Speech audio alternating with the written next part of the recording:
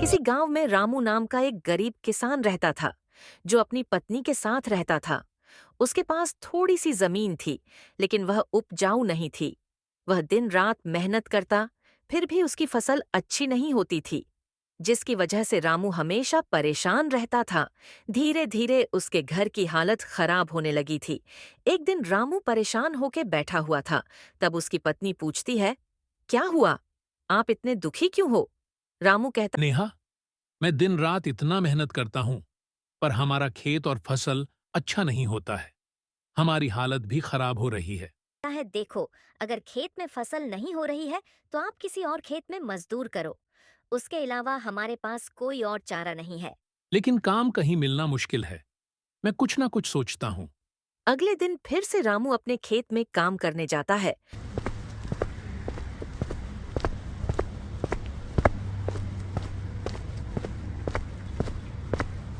वो पूरा दिन मेहनत करता है, पर उसकी फसल नहीं होती है, जिस वजह से उदास हो जाता है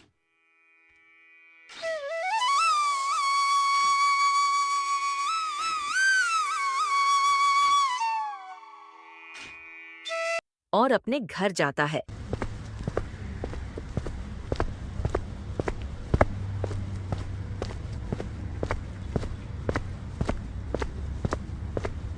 घर जाके वो बिना कुछ खाए सो जाता है। एक दिन जब रामू उदास बैठा था, तो गांव में एक बूढ़ा साधु आया।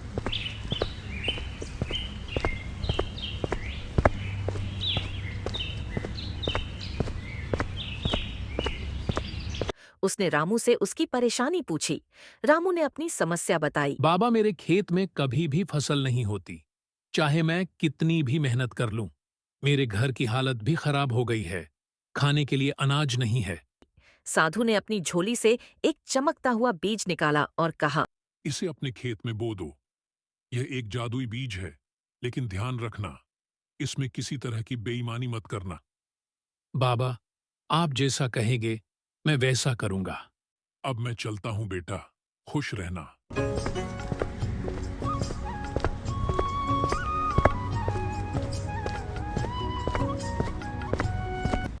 रामू ने बीज को अपने खेत में बो दिया।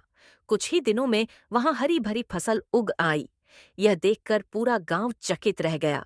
इस खेत में जितना भी अनाज काटा जाता, वह फिर से उग जाता था। रामू और उसकी पत्नी भी खुश होते हैं और उनके हालात फिर से अच्छे हैं हो जाते हैं।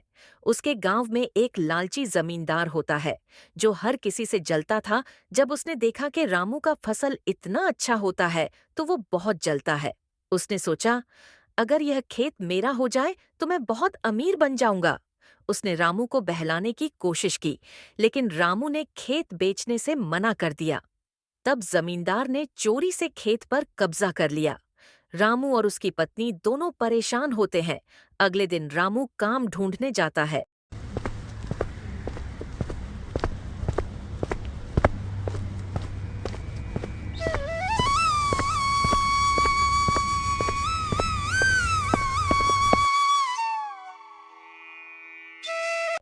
लेकिन कहीं काम नहीं मिलता। वो बहुत परेशान होते हैं और भगवान से प्रार्थना करते हैं। अगले दिन जमींदार ने खेत से सारी फसल कटवाई।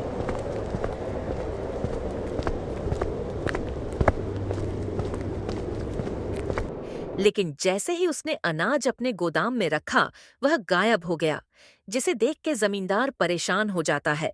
अगले दिन खेत में फिर से फसल उग आई, पर जब भी जमींदार वो फसल अपने पास रखता था, तो सारी फसल गायब हो जाता था। गांव वालों ने पंचायत बुलाई और जमींदार को उसकी लालच की सजा दी।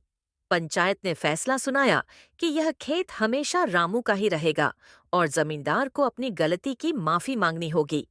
जमींदार रामू से माफी मांगता है और रामू भी उसे माफ कर देता है और अपने खेत में फिर से काम करने लगता है और उनका जीवन पहले की तरह खुशहाल हो जाता है। इस कहानी से हमें यह सीख मिलती है कि लालच का अंत बुरा होता है, जबकि सच्चाई और मेहनत का फल हमेशा अच्छा होता है।